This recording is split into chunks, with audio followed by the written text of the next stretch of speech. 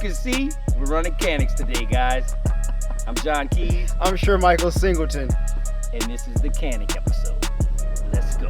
And get some.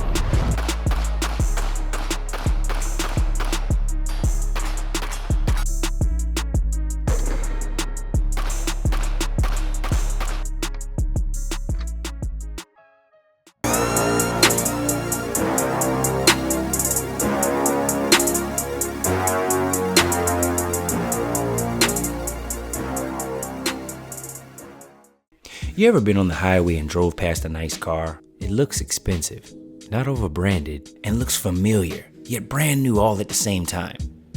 Now when we see the big names like Mercedes, BMW, Lamborghini, Porsches, those are unmistakable. Everybody knows those. But then you come across that vehicle that you don't know where exactly it falls on that spectrum. Is it high-end? Is it exotic? It just appears to not be regular, like what Hyundai did with the Genesis brand. But we'll get back to that. I simply use that analogy to explain how I felt about a firearms brand exploding onto the scene right now. Canik. Pro shooter and Canik team captain Niels Jonassen has won multiple national championships with a Canik rival, bringing even more attention to the rising pistol brand. Canik has some amazing potential and far exceeds a lot of aspects of other guns, like the trigger specifically is well beyond any factory pistol on the market. But they're coming from a different platform and they shoot the Canik. They notice right away that their groups tighten in and shrink down, and it's just easier to shoot. And the main cause of that is the trigger and how easy it is to manipulate. All the characteristics that make the gun good for a new shooter make it easier to shoot for a professional or a higher level shooter as well. Trust me, I know, because a couple of my good friends just bought them. And that's how we got our hands on them in the first place. And today, we're gonna test drive them both. First, let's take a look at the Canik TP9 SFX. Let's just start by saying Canik's out-of-the-box experience is definitely elevated beyond some of the current market leaders. In most cases, you get a gun, a lock, and some magazines. Not here. Classier packaging with a ton of extras. And who doesn't like extras? When you open the box, it feels like money well spent from the presentation and extras like a retention holster, 2 magazines, a magazine loader, a cleaning kit, and 4 additional OPTIC mounting plates, 5 if you get the rival. The TP9 SFX is the premium version of the TP series of pistols. Weighing in at under 2 pounds, this Turkish pistol has tightened tolerances so it doesn't feel like your average striker-fired pistol. Match grade 5.2-inch barrel, front serrations, and an extended slide. And it's also available with a 20-round mag and VORTEX reflex sights. Now with all that I just mentioned, you might be surprised at the cost. Comes in as low as $549.99.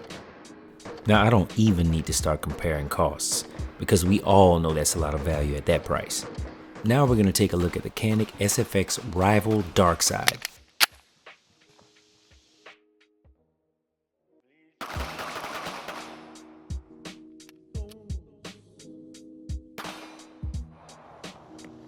It's a good shooting gun. It shoots.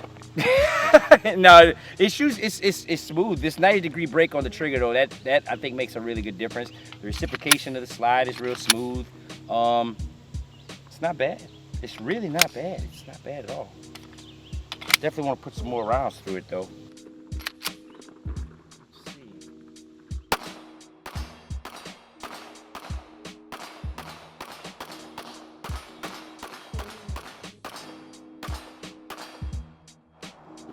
The trigger feels good. I mean, I do like the trigger. The trigger's nice, right? I was just reading a book recently on the mechanics and the anatomy of the human hand, just to try to better understand like how fingers work as I'm trying to get more in depth into my competition stuff. Thanks to Todd Jarrett for that, by the way. And it's nice. I think that the slide feels a bit sluggish to me. I don't know why. I like it though. I think for the price, this is an incredible offering, especially with everything that it comes with.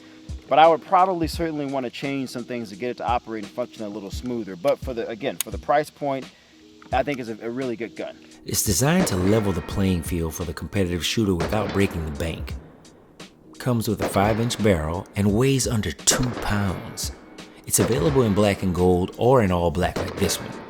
It comes with adjustable fiber optic sights and a lightened 90-degree diamond cut aluminum flat trigger, which makes a huge difference when shooting for speed and accuracy. It has reversible magazine releases and sizes. The slide is aggressively serrated and ported, giving it this futuristic look, almost like the gun that pops out of RoboCop's leg, and comes with two 18-round magazines. I guess they figured with all the improvements you would need less bullets to finish a stage. Yeah, let's go with that. And if you thought the pricing of the previous model was surprising, what if I told you this dramatically improved version was only $130 more? That's right, as low as $679.99. Gotta throw that 99 cents in there. Now, when we think of price to performance ratio, and then you throw in all the extras and elevated presentation, it's no wonder why Canik is being adopted by lots of new shooters and enthusiasts alike, especially new shooters that look to compete.